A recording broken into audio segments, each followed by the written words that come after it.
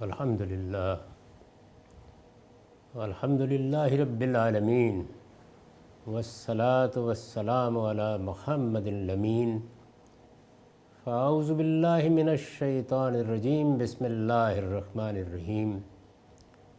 خواتین و حضرات، ہم میزان حصہ اول کے پہلے باب ایمانیات کا مطالعہ کر رہے ہیں۔ اس میں صفات زیر بحث ہیں، صفات الہی، اللہ تعالیٰ کی صفات۔ میں نے جن نکات کے تحت اس بحث کو ترتیب دیا ہے اس میں سے ہم 2 نکات پر بحث کر چکے، اب یہ تیسرا نقطہ ہے۔ میں نے لکھا ہے علم محض قوت ہی کا علم ہے، یعنی وہ کیا چیز ہے جس سے علم پیدا ہوتا ہے، قوت کے ظہور سے پیدا ہوتا ہے۔ یعنی یہ ایک مادے کا ڈھیر ہے۔ نفس اپنی ذات میں اگر تحلیل کر کے دیکھیں تو وہی ہائیڈروجن، وہی آکسیجن، وہی نائٹروجن، یعنی عناصر ہیں۔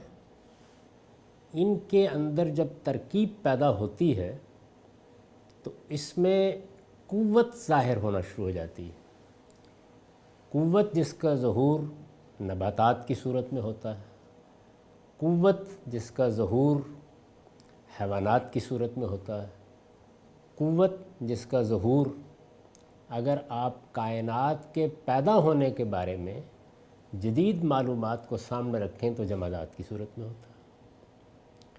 اور یہ قوت ہی ہے جس کا ایک ظہور اس ہستی کی صورت میں ہوا ہے جسے ہم انسان سے تعبیر کرتے ہیں، اور جس کو چونکہ اللہ تعالیٰ نے شعور دیا ہے، اپنی ذات کا شعور،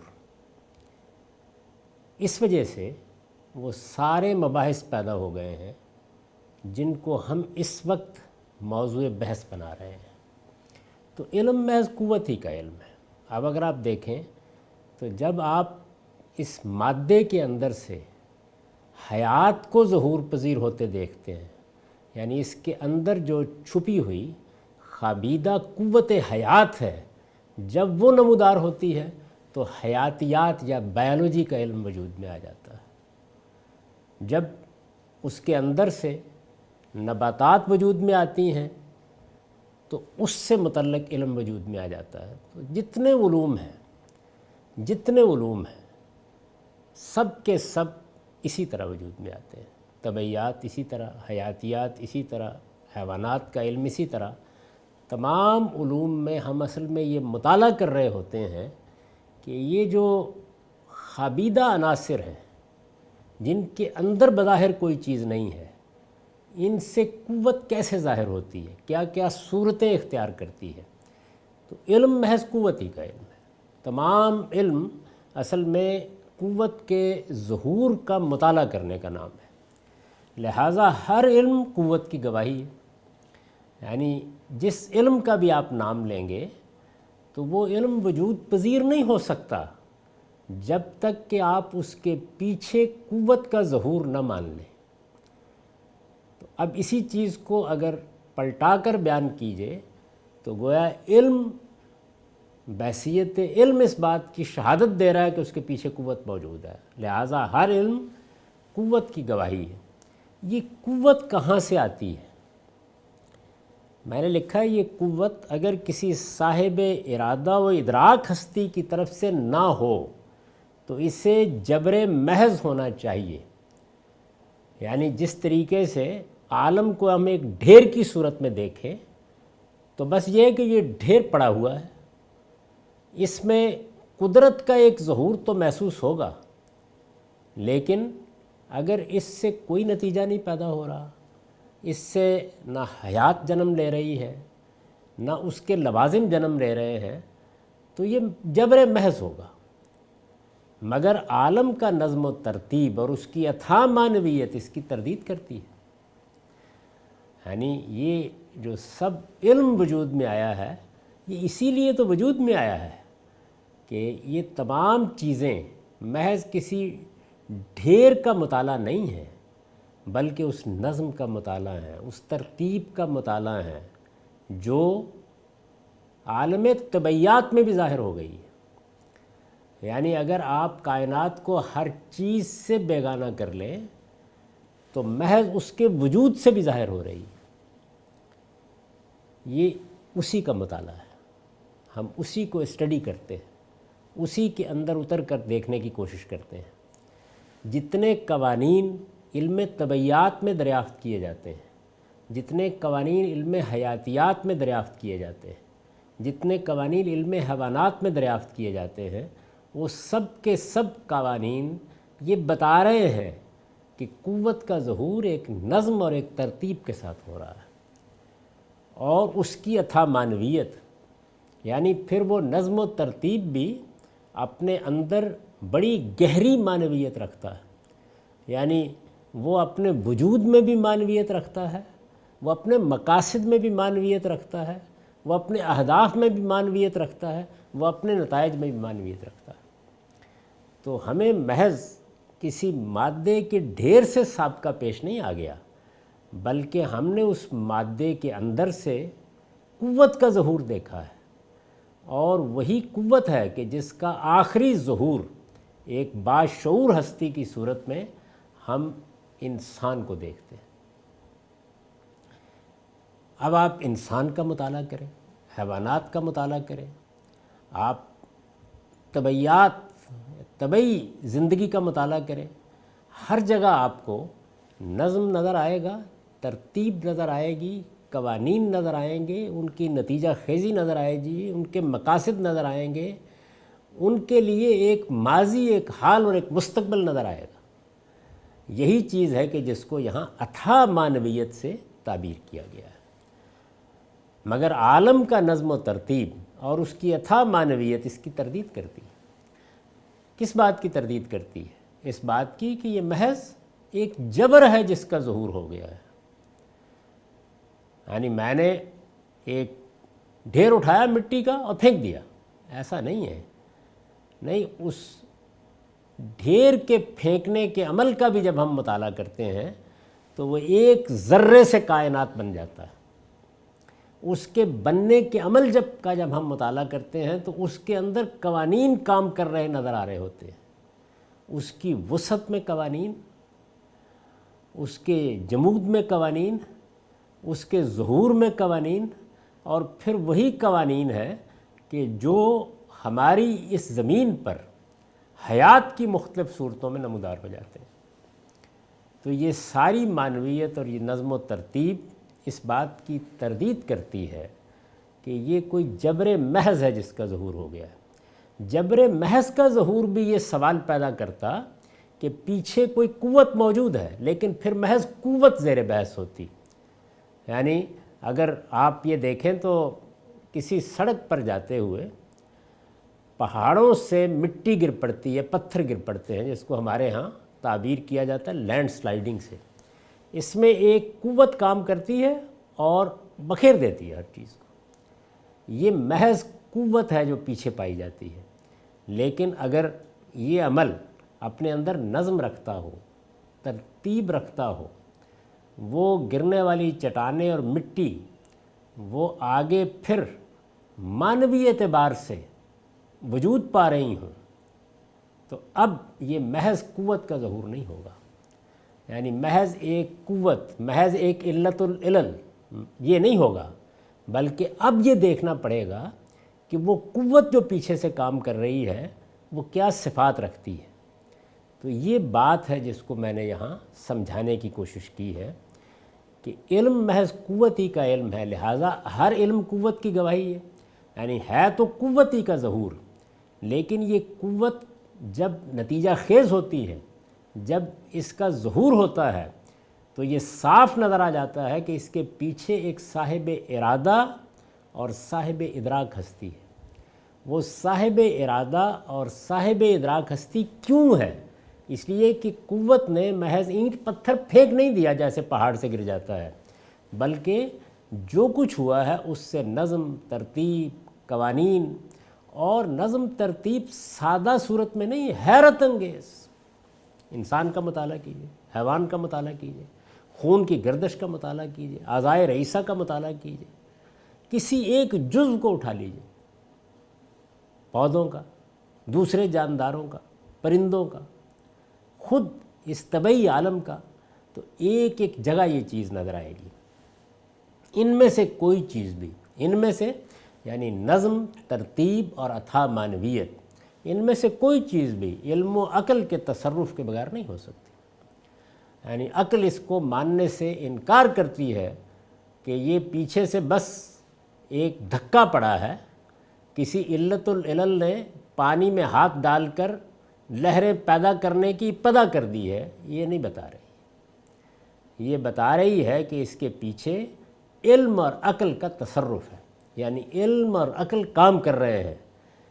اب اس سے دیکھیے کیا نتیجہ نکالا ہے میں نے، لہٰذا خالق محض قدیر ہی نہیں، وہ علیم و حکیم بھی ہے۔ یعنی اگر محض ایک مادے کا ڈھیر ہمارے سامنے لڑکتا ہوا آ جاتا تو اس سے قدرت کا ظہور ہوتا، نہیں، اب علم اور حکمت کا ظہور بھی ہو رہا ہے۔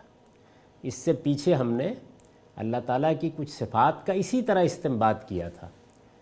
تو یہ ایک اگلا نقطہ ہے کہ جب ہم خالق کا مطالعہ کرتے ہیں، یعنی خالق کے ذریعے سے جو قوت ظاہر ہو رہی ہے عالم میں، اس کا مطالعہ کرتے ہیں، اس کی اتھا معنویت کو دیکھتے ہیں اور اس کے نظم و ترتیب کو دیکھتے ہیں، تو ہم اس نتیجے پر پہنچتے ہیں کہ خالق محض قدیر ہی نہیں ہے، یعنی ایک قدرت اور طاقت ہی کا ظہور نہیں کر رہا، وہ علیم و حکیم بھی ہے۔ یعنی اس علم کا، اس عقل کا، اس حکمت کا ظہور بھی ہم کائنات میں پاتے ہیں۔ قرآن مجید نے اس طرف توجہ دلائی ہے، اور وہی آیات میں نے یہاں نقل کی ہیں۔ یہ حامیم السجدہ کی 9 سے 12 آیات ہیں۔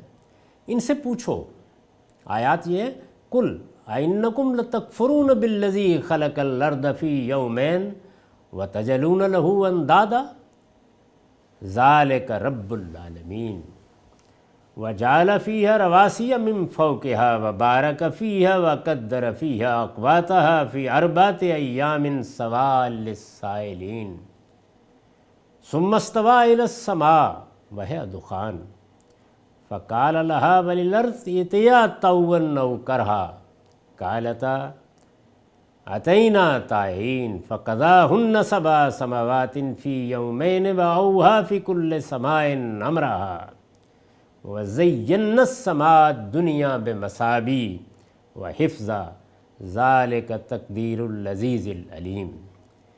ان سے پوچھو، کیا تم اس ہستی کا انکار کر رہے ہو جس نے 2 دنوں میں زمین بنائی اور اس کے شریک ٹھہراتے ہو؟ وہی تو جہانوں کا پروردگار ہے، اور اس نے زمین کے اندر اس کے اوپر سے پہاڑ گاڑ دیے اور اس میں برکتیں رکھ دیں، اور سب ضرورت مندوں کے لیے یکساں اس کی غذائیں اس میں ودیعت کر دیں۔ اب یہ دیکھیے، یہ وہ نظم، ترتیب، مقصد، معنویت، یہ سب ملا کر 4 دنوں میں پھر اس نے آسمان کی طرف توجہ فرمائی جو زمین کے ساتھ ہی وجود میں آ چکا تھا اور اس وقت دھوئیں کی صورت میں تھا۔ سو اس کو اور زمین کو حکم دیا کہ تعمیل کرو، خوشی سے یا ناخوشی سے۔ دونوں نے کہا ہم خوشی سے حاضر ہیں، یعنی کوئی ابا نہیں ہوئی، حکم ہوا، پھر دونوں میں ان کے 7 آسمان ہونے کا فیصلہ فرما دیا، اور ہر آسمان میں اس کا قانون وحی کر دیا۔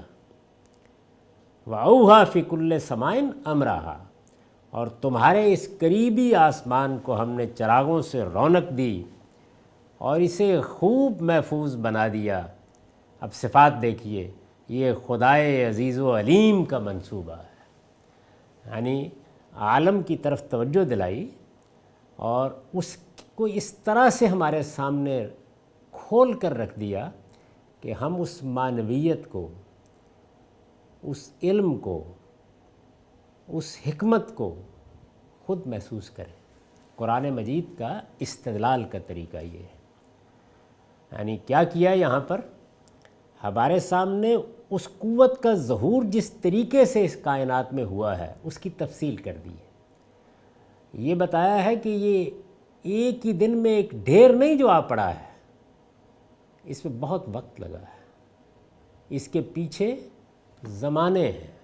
میں یہ اس سے پہلے کئی مرتبہ عرض کر چکا ہوں کہ قرآن مجید دن کے لفظ کے بارے میں وضاحت کرتا ہے کہ اسے اپنی زمین کے دنوں پر قیاس نہ کرو، وہاں دن سے مراد اللہ کے دن ہیں، اور یہ بتایا ہے قرآن نے مثال کے طور پر کہ ان میں سے بعض اوقات ایک دن 50,000 سال کے برابر ہوتا ہے۔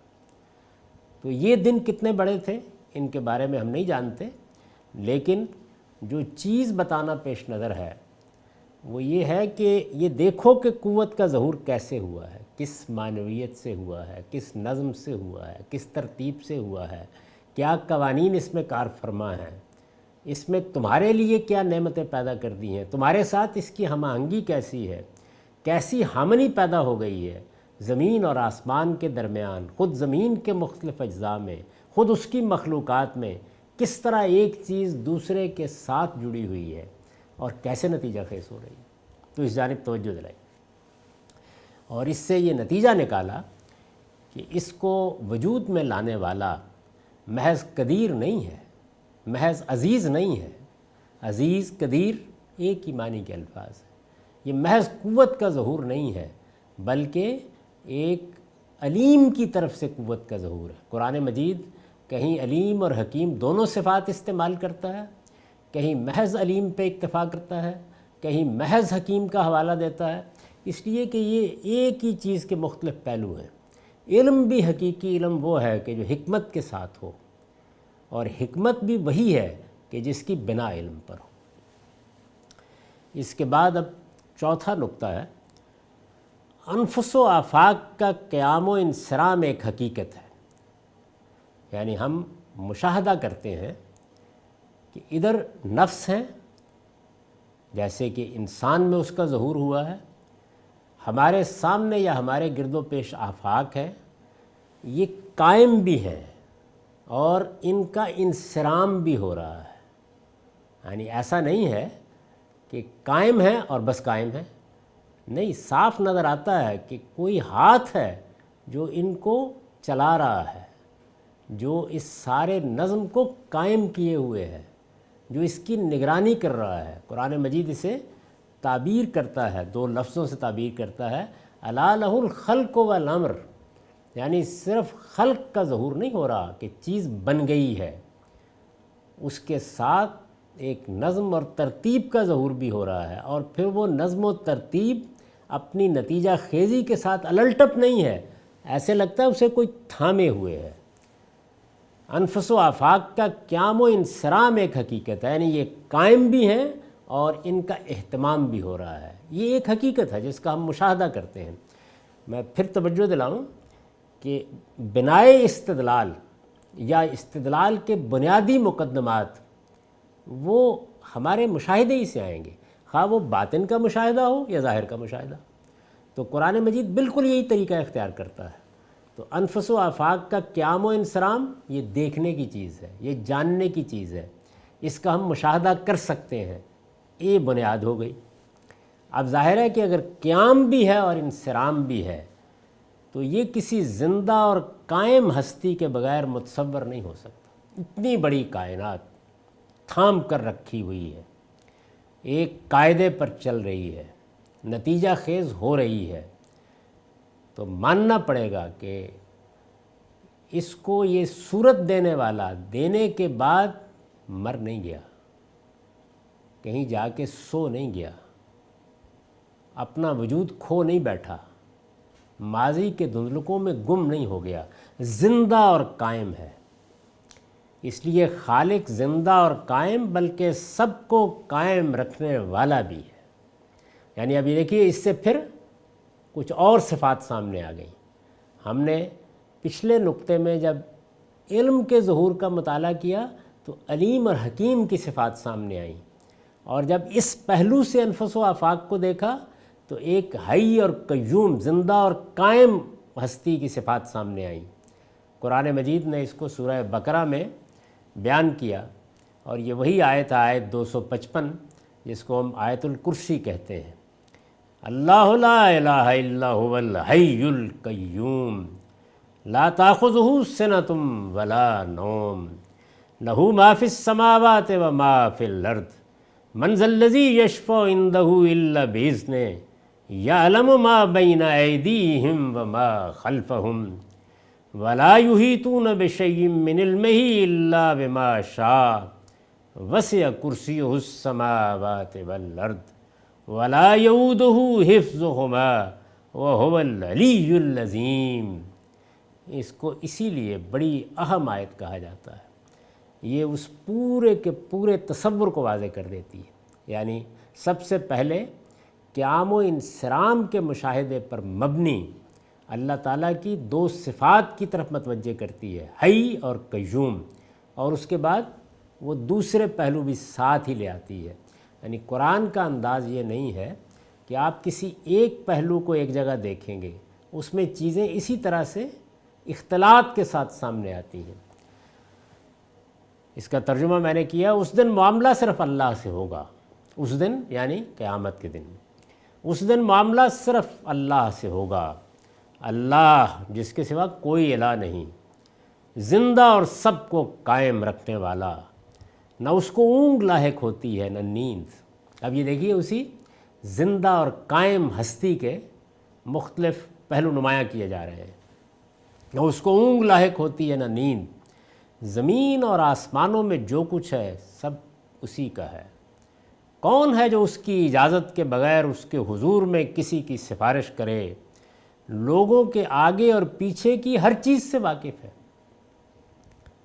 اور وہ اس کے علم میں سے کسی چیز کو بھی اپنی گرفت میں نہیں لے سکتے مگر جتنا وہ چاہے۔ یعنی اس نے کچھ علم کا پرتو انسان پر ڈال دیا ہے۔ اسی کو دوسری جگہ بیان کیا، وَمَا أُوتِيتُم مِّنَ الْعِلْمِ إِلَّا قَلِيلًا، یعنی کچھ پرتو ڈال دیا گیا ہے، تھوڑا سا علم تمہیں دیا گیا ہے، بس جتنا دیا گیا ہے۔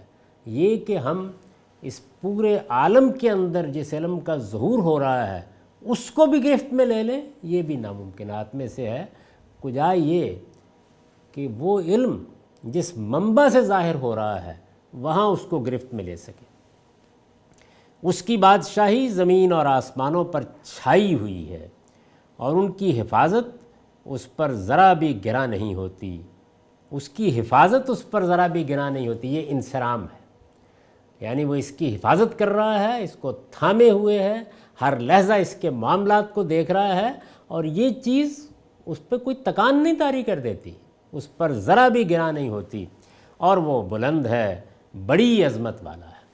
تو یہ دیکھیے قرآن مجید کا انداز، یعنی اب وہ ایک زندہ، ایک حی، ایک قیوم ہستی کا تعارف کرا رہا ہے، کہیں رحمان کا، کہیں رحیم کا، کہیں خالق کا، کہیں قدیر کا، کہیں حکیم کا، اور یہاں حی اور قیوم کا۔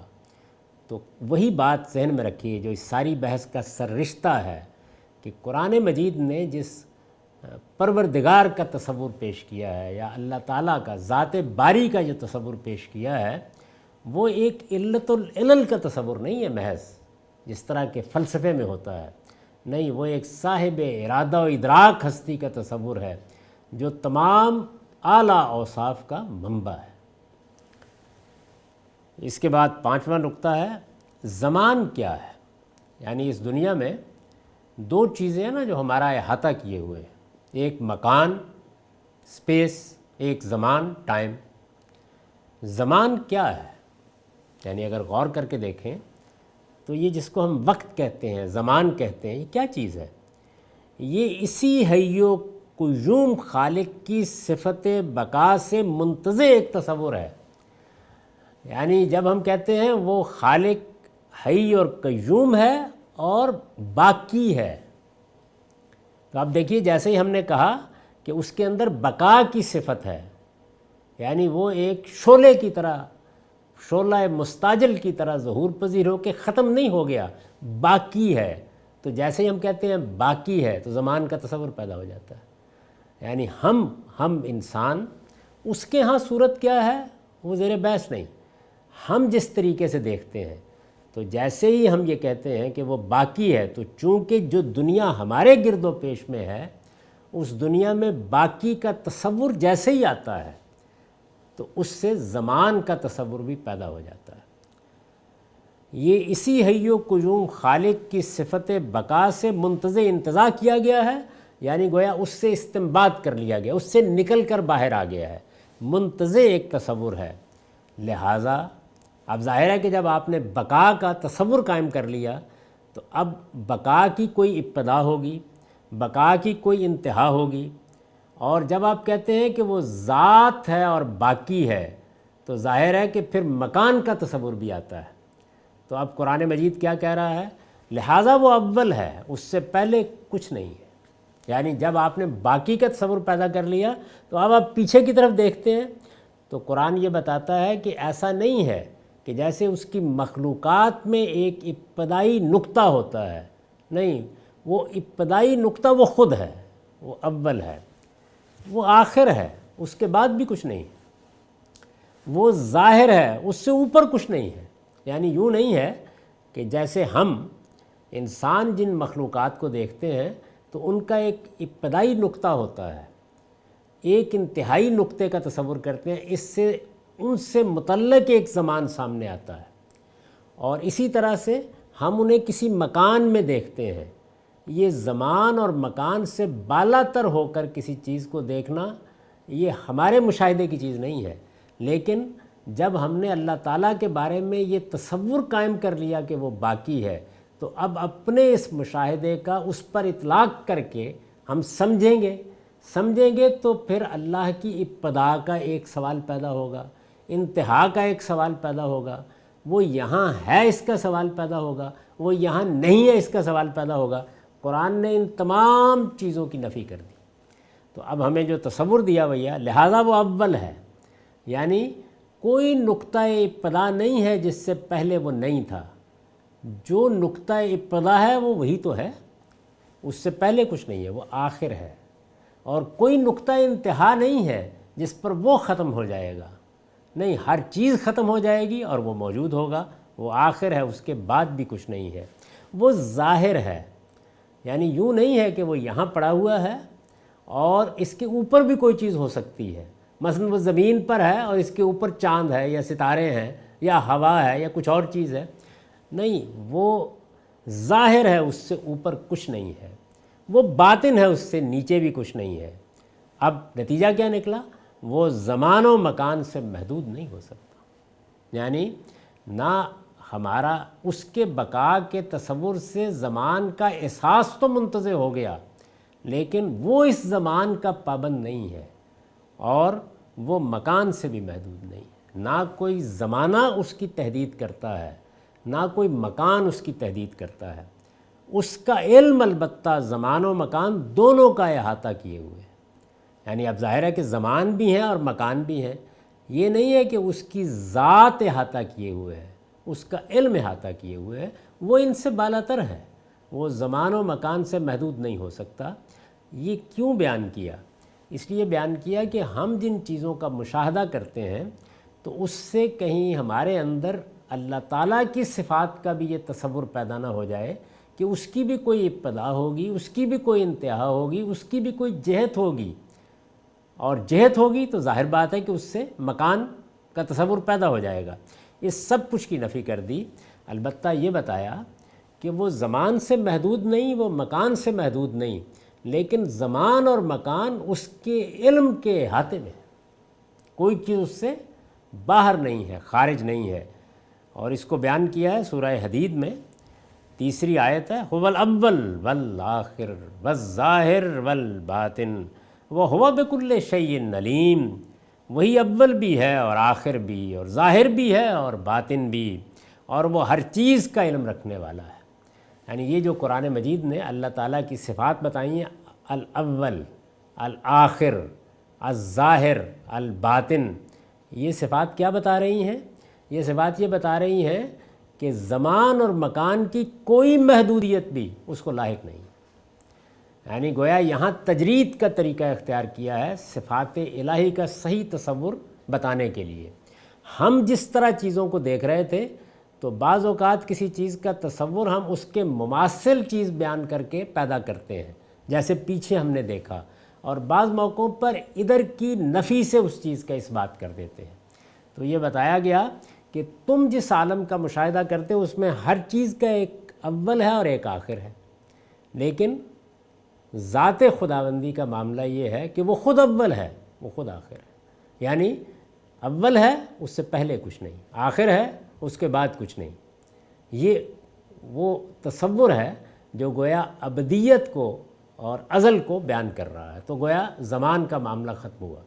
اور اسی طرح ظاہر ہے، ظاہر عربی زبان میں یعنی سامنے ہے، تو اب سامنے جب کوئی چیز ہوگی تو پھر اس کے اوپر کچھ نہیں ہو سکتا، اور جب وہ باطن ہے تو اس کا مطلب یہ نہیں کہ اس کے نیچے کوئی چیز ہے، نہیں، وہ مکان سے بھی بالا تر، وہ زمان سے بھی بالا تر۔ اس کے بعد چھٹا نقطہ ہے، صفات کے بغیر ذات کا تصور محض مفروضہ ہے۔ یہ ایک بحث کی طرف اشارہ ہے، میں اس کی تفصیلات میں نہیں جاؤں گا۔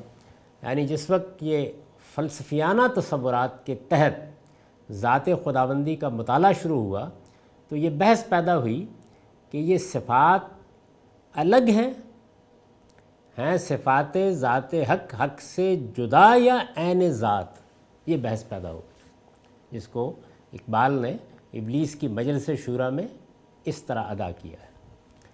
تو یہ بحث پیدا ہوئی، تو اس پر میں نے عرض کیا کہ صفات کے بغیر ذات کا تصور محض مفروضہ ہے، یعنی آپ ایک علمی مفروضہ قائم کر سکتے ہیں علت العلل کا یا محرک اول کا، اگر صفات نہیں بیان کریں گے تو انسان اس مفروضے کو حقیقت کا رنگ دے ہی نہیں سکتا۔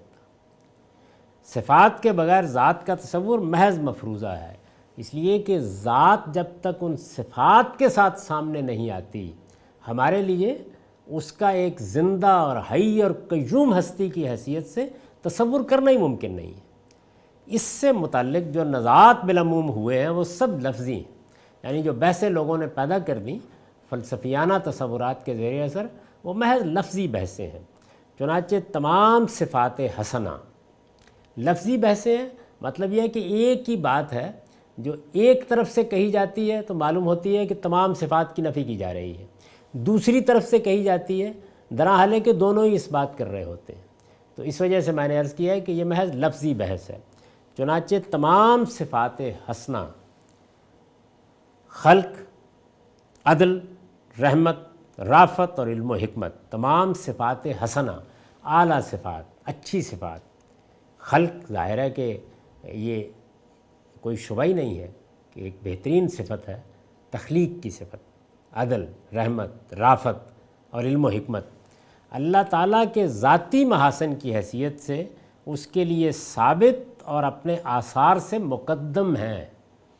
یعنی یہ جو صفات ہیں یہ ایسا نہیں ہے کہ کسی موقع پر اس کو لاحق ہوئی ہیں، یعنی جب اس نے تخلیق کا عمل شروع کیا تو خلق کی صفت پیدا ہو گئی، یوں نہیں ہے، یہ اس کے ذاتی محاسن ہے، اس کی ذات ان صفات کے ساتھ ہے۔ چنانچہ یہ تمام ذاتی محاسن اس کی ذات میں ازل سے ثابت ہیں اور اپنے آثار سے مقدم ہیں، یعنی یہ صفات اثر پیدا کرتی ہیں نا، یعنی خلق مخلوقات کو پیدا کرتی ہے، تو ایسا نہیں ہے کہ یہ اس کے بعد یا اس کے ساتھ وجود میں آتی ہیں، یہ ان سے مقدم ہے۔ تمام آثار جو کچھ بھی ہیں، رافت کا ظہور ہو رہا ہے، رحمت کا ظہور ہو رہا ہے، عدل کا ظہور ہو رہا ہے، تو یہ اپنے تمام آثار سے مقدم ہے۔ آثار یعنی ان میں سے کوئی صفت جب روبہ عمل ہوتی ہے تو اس سے جو چیز پیدا ہوتی ہے اس کو آثار کہیں گے، اس لیے کہ شے کی علت ہمیشہ اس سے مقدم ہوتی ہے۔ یعنی یہ گویا اللہ کی صفات ہیں کہ جو علت بن گئی ہیں اس پورے عالم کے وجود میں آنے کا۔ یعنی ایک علت العلل یا محرک اول جو کوئی صفات نہیں رکھتا وہ نہیں ہے اس کائنات کا خالق، ایک حی اور قیوم ہستی ہے، لہٰذا اس کی صفات ہیں کہ جن کا ظہور اور جن کے آثار ہم اس عالم میں دیکھتے ہیں، اس لیے کہ شے کی علت ہمیشہ اس سے مقدم ہوتی ہے۔ چنانچہ فرمایا ہے کہ اس دنیا کے فنا ہو جانے کے بعد بھی خدا کا جلال و اکرام پوری شان کے ساتھ باقی ہوگا۔ یعنی اس طرح نہیں ہے کہ آثار ختم ہو گئے تو صفت بھی کالعدم ہو گئی، نہیں، وہ اپنی ذات میں قائم صفت ہے، اور وہ آثار سے مقدم ہے، اس لیے جب آثار ختم ہو جائیں گے، جیسے کہ قرآن مجید بیان کرتا ہے اس دنیا کے بارے میں، اس زمین کے بارے میں، پوری کائنات کے ساتھ کیا ہوگا اس کو قرآن نے موضوع نہیں بنایا، لیکن اس دنیا کے بارے میں، اس میں جو زندگی ہے، جو اس کے اندر اس وقت صورت ہے، اس کے بارے میں کہا ہے سورہ رحمان میں 26-27 آیت میں، کل من علیہا فان ویبقی وجہ ربک ذو الجلال والاکرام، زمین پر جو بھی ہیں سب فانی ہیں اور تیرے پروردگار کی عزت و جلالت والی ذات ہی باقی رہنے والی ہے۔ یعنی زمین میں ان تمام آثار کے فنا ہو جانے سے وہ صفات ختم نہیں ہو گئیں، بلکہ وہ ہستی اسی طرح ذوالجلال والاکرام ہے، اپنی ساری شان کے ساتھ، اپنی ساری جلالت کے ساتھ، ایک مردہ محرک کی حیثیت سے نہیں، حی قیوم علیم حکیم، وہ اپنی پوری قوت اور جلالت کے ساتھ موجود ہے، موجود تھی، موجود رہے گی۔ آثار موجود ہیں تو اس کو ہم ان آثار میں نمایاں دیکھتے ہیں، نہیں رہیں گے تب بھی وہ ذات بھی ہے اور اس کی صفات بھی۔ اس کے بعد اگلا 7واں نقطہ ہے، صفات الہی کے سمجھنے میں ان کی جہت حسن البتہ ملحوظ رہنی چاہیے۔ یعنی اب صفات الہی کا ہم نے جو تصور قائم کرنا ہے، صفات میں بہت سی صفات کو ہم نے مشاہدے اور تجربے سے انتزاع کر کے دیکھ لیا، یہ پیچھے جتنی بحث تھی اس سے یہ واضح ہو گیا کہ خود اس کائنات کا مشاہدہ، انفس و آفاق کا مشاہدہ جس ہستی کا تصور ہمارے سامنے لاتا ہے وہ ایک صاحب ارادہ ہستی ہے، صاحب ادراک ہستی ہے، اور اس کی نہایت اعلیٰ صفات اس کائنات میں ظاہر ہو رہی ہیں۔ یہ صفات اس کے ذاتی محاسن کی حیثیت سے اس کے لیے ثابت ہیں، اس کے ذاتی محاسن کی حیثیت سے اس کے لیے ثابت ہیں اور آثار سے مقدم ہیں، آثار کی بنیاد پر ظاہر نہیں ہوتی۔ ان تمام صفات کو سمجھنے میں ان کی جہت حسن البتہ ملحوظ رہنی چاہیے۔ مطلب کیا ہے؟ مطلب یہ ہے کہ اللہ تعالیٰ کے ساتھ جب آپ کسی صفت کا تعلق پیدا کریں، یہ تو بیان ہو گئی نا، علم، حکمت، قدرت، رافت، رحمت، عدل، جب بھی کسی صفت کی نسبت اس سے کریں گے تو یہ ملحوظ رہے کہ اس کو حسن ہونا چاہیے، جہت حسن کو، اس لیے کہ وہ جمیل ہے، وہ سراپا حسن ہے، وہ سراپا خیر ہے، اس کی طرف کسی قبح کی نسبت نہیں ہو سکتی۔ صفات الہی کے سمجھنے میں ان کی جہت حسن البتہ ملحوظ رہنی چاہیے، اس لیے کہ قدرت اسی وقت مدح کی مستحق ہے جب وہ رحمت، کرم اور عدالت کے ساتھ ہو۔ آپ کہیں اللہ تعالیٰ ہر چیز پہ قادر ہے، قادر ہیں میری گردن مروڑ دے، قادر ہیں اٹھا کے بغیر کسی وجہ کے جہنم میں ڈال دیں، تو قدرت کے اندر یہ حسن کا پہلو ختم ہو گیا۔ تو جب آپ کہیں کہ اللہ قدیر ہے تو ساتھ یہ سمجھیں کہ وہ رحمان بھی ہے، وہ کریم بھی ہے، اور وہ سراسر عدالت بھی ہے۔ یہ جہت حسن ہے، اس کو متعلق کیا، یہ قرآن نے ہمیں یہ تصور دیا ہے۔ صفات الہی کے سمجھنے میں ان کی جہت حسن البتہ ملحوظ رہنی چاہیے، اس لیے کہ قدرت اسی وقت مدح کی مستحق ہے جب وہ رحمت، کرم اور عدالت کے ساتھ ہو، غصے، انتقام اور قہر و غضب کا ظہور بھی، یعنی یہ بھی صفات ہیں، اللہ تعالیٰ کے لیے بیان ہوئی ہیں یہ صفات۔ بظاہر لگتا ہے کہ یہ صفات تو اپنے اندر حسن نہیں رکھتی، لیکن ایسا نہیں ہے۔ غصے، انتقام اور قہر و غضب کا ظہور بھی ظلم و عدوان کے خلاف ہو تو قابل تحسین ہے۔ یعنی آپ دیکھیے، غصہ، اصل سوال یہ نہیں ہے کہ ذات خداوندی سے غصے کا ظہور بھی ہوتا ہے، انتقام کا ظہور بھی ہوتا ہے، قہر و غضب کا ظہور بھی ہوتا ہے، تو صفات تو ہو گئیں یہ، لیکن ان میں حسن کی جہت کیسے پیدا ہوتی ہے کہ ان میں سے کسی چیز کا ظہور بھی کسی معصوم اور مظلوم کے خلاف نہیں ہوتا، بلکہ ظلم و عدوان کے خلاف ہوتا ہے۔ تو ظلم و عدوان کے خلاف تو قہر و غضب اور غصے اور انتقام کا ظہور ہونا چاہیے، اس لیے کہ وہاں یہ حسن ہی حسن ہے۔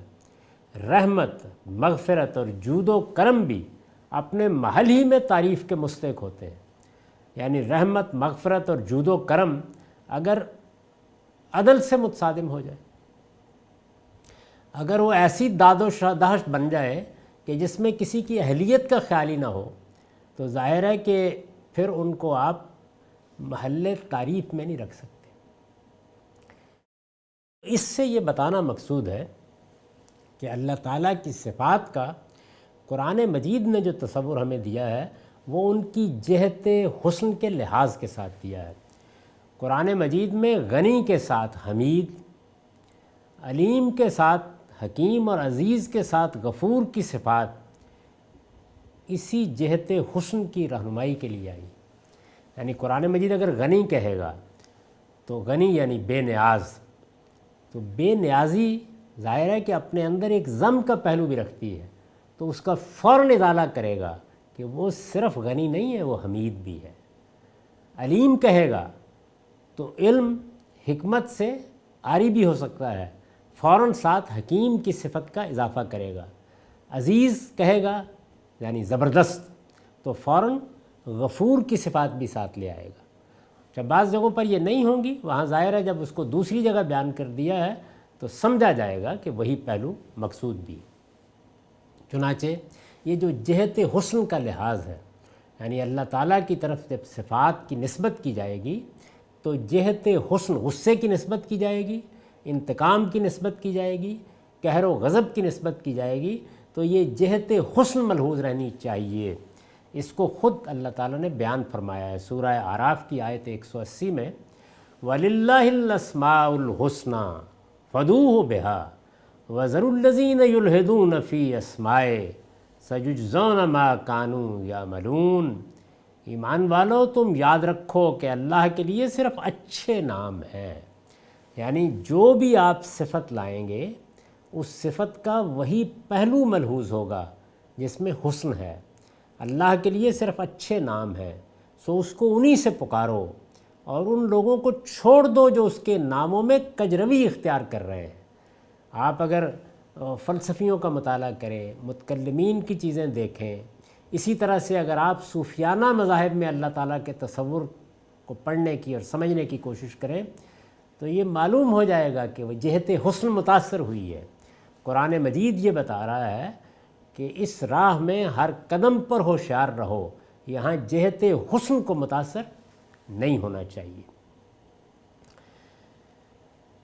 سو اس کو انہی سے پکارو اور ان لوگوں کو چھوڑ دو جو اس کے ناموں میں کجروی اختیار کر رہے ہیں۔ الحاد فی الاسماء یعنی اللہ کی صفات کے باب میں کجروی، یہ کب ہوتی ہے کہ آپ نے اس کے لیے ظالم کی صفت اختیار کر لی۔ مثال کے طور پر قہر و غضب کا ظہور تو ظلم و عدوان کے خلاف ہو کر اپنے اندر حسن کی جہت رکھتا ہے، لیکن ظالم تو پھر ظالم ہے، تو ظاہر ہے کہ اس صفت کی نسبت ہی ذات خداوندی سے نہیں کی جا سکتی، لیکن قہر و غضب کی ہوگی، اور اس کا محل کیا ہوگا کہ اس کا ظہور ظلم اور عدوان کے خلاف ہوتا ہے۔ تو انسان کو جو حسن کا احساس دیا گیا ہے، حسن یعنی خیر، خیر ہی حسن ہے، جس کو ہم خیر و شر کہتے ہیں، تو اس میں خیر بیدہ الخیر، وہ سراسر خیر ہے، تو لہٰذا اس کا لحاظ کر کے صفات اس کے لیے ثابت بھی کی جائیں گی، اور صفات کی شرح و وضاحت بھی اسی روشنی میں ہوگی۔ یہ صفات کے بارے میں 7ویں چیز تھی، اس کی طرف میں نے توجہ دلائی۔ جو اس کے ناموں میں کجروی اختیار کر رہے ہیں، جو کچھ وہ کر رہے ہیں اس کا بدلہ ان قریب پا لیں گے، یعنی یہ بہت بڑی جسارت ہے۔ اللہ تعالیٰ کی صفات کے معاملے میں صحیح وہی جگہ ہے جس پر قرآن نے ہم کو کھڑا کیا، وَلِلَّهِ الْأَسْمَاءُ الْحُسْنَى، یعنی اس کی نسبت کوئی قب نہیں ہے جس کو صفت کے طور پر بیان کیا جا سکتا ہے، کوئی خرابی نہیں ہے، وہ سراسر حسن ہے۔ اس کے بعد 8واں نقطہ ہے اللہ تعالیٰ کا جو تصور بھی قائم کیا جائے گا وہ جلال و جمال اور کمال سے خالی نہیں ہو سکتا۔ یعنی ظاہر ہے کہ اب انسانی عقل ایک تصور قائم کرے گی، کچھ صفات سامنے آ گئی، ان کی جہت حسن کی طرف بھی توجہ دلا دی گئی۔ اب اور بھی بہت سی صفات ہیں جو سامنے آئیں گی یا ہم اپنے ذہن میں تصور کریں گے اور اس سے ذات خداوندی کی ایک صفاتی تصویر بنے گی۔ تو جو تصور بھی قائم کیا جائے گا اس میں جلال، جمال اور کمال، یہ تینوں چیزیں ہونی چاہیے۔ وہ جلال و جمال اور کمال سے خالی نہیں ہو سکتا۔ چنانچہ الواحد الاحد الصمد مثال کے طور پر صفات کمال ہے، یعنی وہ ایک ہے، وہ تنہا ہے، وہ یکتا ہے، وہ صمد ہے، بے نیاز ہے، سب کے لیے پناہ کی چٹان ہے۔ یہ کمال کی صفات ہے، یعنی اس سے آگے آپ کمال کا تصور نہیں کر سکتے۔ القدوس، السلام، المومن، صفات جمال، وہ پاکیزہ ہے، وہ سراسر سلامتی ہے، وہ پناہ دینے والا ہے۔ اور الملک، العزیز، الجبار، صفات جلال ہے، بادشاہ ہے، زبردست ہے، جبار ہے، قہار ہے، یہ صفات جلال ہے۔ انسان کے دل میں صفات جلال سے، یعنی اللہ تعالیٰ کا جو تصور بھی ہم قائم کریں گے، پہلے میں نے یہ عرض کیا کہ وہ جلال، جمال اور کمال سے خالی نہیں ہو سکتا۔ تو اب یہ صفات قرآن مجید سے مثال کے طور پر ذکر کی ہیں، اور بھی ہوں گی۔ انسان کے دل میں، یعنی جب اللہ تعالیٰ کا تصور قرآن مجید دیتا ہے تو ظاہر ہے کہ صفات سے دیتا ہے، تو صفات جلال کا بیان کیوں ہوتا ہے؟ انسان کے دل میں صفات جلال سے خوف، تعظیم اور مدح کے جذبات پیدا ہوتے ہیں۔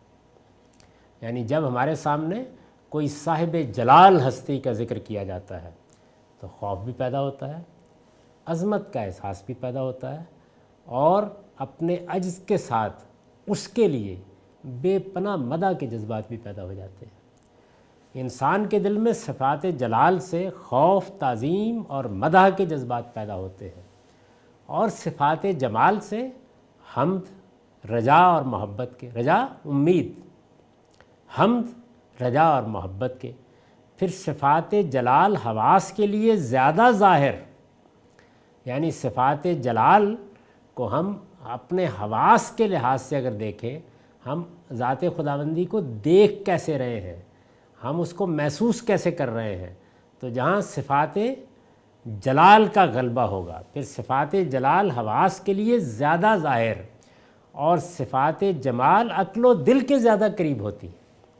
یعنی جب صفات جمال کا ذکر آتا ہے تو دل ٹھنڈک محسوس کرتا ہے، عقل اطمینان محسوس کرتی ہے، اور جب صفات جلال کا ذکر آتا ہے تو آنکھیں حیرت سے کھلی کی کھلی رہ جاتی ہیں، یعنی وہ حواس کو متحیر کر دیتی ہے۔ جیسے ہمارے سامنے بجلی چمکتی ہے تو جو احساس پیدا ہوتا ہے، یہ ادنیٰ تمثیل ہے بات سمجھانے کے لیے، تو وہ حواس کے لیے یعنی اتنی ظاہر ہوتی ہے کہ حواس اسی کے لیے خاص ہو کر رہ جاتے ہیں، لیکن صفات جمال عقل و دل کے زیادہ قریب ہوتی ہیں۔ پروردگار کو سامنے رکھا جائے تو صفات جمال کا غلبہ محسوس ہوتا ہے، یعنی جب ہم ذات خداوندی کو سامنے رکھتے ہیں، اپنے آپ کو بھول جاتے ہیں، تو ایسے لگتا ہے کہ رحمت ہی رحمت، ایسے لگتا ہے کہ جیسے ساری امیدوں کا مرجع، ایسے لگتا ہے ہماری ساری محبت کا منبع۔ پروردگار کو سامنے رکھا جائے تو صفات جمال کا غلبہ محسوس ہوتا ہے، اور نفس انسانی نگاہوں کے سامنے ہو تو جلال کا پہلو نمایاں ہو جاتا ہے، اس لیے کہ پھر ہم اپنے آپ کو ایک عاجز انسان کی جگہ پر کھڑا کر کے دیکھتے ہیں تو اس عاجز مطلق کے مقابل میں وہ قادر مطلق ہوتا ہے۔ انسان خدا سے ڈر کر اسی بنا پر خدا ہی کی طرف لپکتا، یعنی ڈر کیا چیز پیدا کرتی ہے؟ جلال، لیکن جائے کہاں؟ وہی تو صاحب جمال بھی ہے۔ تو انسان خدا سے ڈر کر اسی بنا پر خدا ہی کی طرف لپکتا اور اس کی صفات جمال کے دامن میں پناہ حاصل کرنے کی کوشش کرتا ہے۔ نبی صلی اللہ علیہ وسلم کی دعاؤں میں اللہم اعوذ بک منک، اے اللہ میں تجھ سے تیری پناہ چاہتا ہوں، کہ الفاظ اسی حقیقت، تجھ سے تیری پناہ چاہتا ہوں، کہ الفاظ اسی حقیقت کو بیان کرتے ہیں۔ یہ اس بندے کی دعا ہے جو اپنے پروردگار کی محبت سے سرشار ہے، اس کے استغنا اور کبریائی سے لرزاں ہے، اس سے ملاقات کا مشتاق ہے، اور اس کے فیصلوں کے سامنے پورے ادب کے ساتھ سرنگوں ہے۔ قرآن مجید جب یہ کہتا ہے کہ تمام اچھے نام اسی کے ہیں، تو اس کے معنی اس کے نزدیک یہی ہوتے ہیں کہ ہر وہ نام جو خدا کے جلال و جمال اور اس کے کمال کو بیان کرتا ہے وہ اچھا ہے، اور اس سے خدا کو پکارا جا سکتا ہے۔ قُلِ ادعوا اللَّهَ وادعوا الرَّحْمَٰنَ أَيَّمَّا تَدْعُوا فَلَهُ الْأَسْمَاءُ الْحُسْنَىٰ، اس سورہ بنی اسرائیل کی آیت 110 ہے۔ ان سے کہہ دو کہ اللہ کہہ کر پکارو یا رحمان کہہ کر پکارو، جس نام سے بھی پکارو سب اچھے نام اسی کے۔ اقول قولی ھذا واستغفر اللہ لی ولکم ولسائر المسلمین۔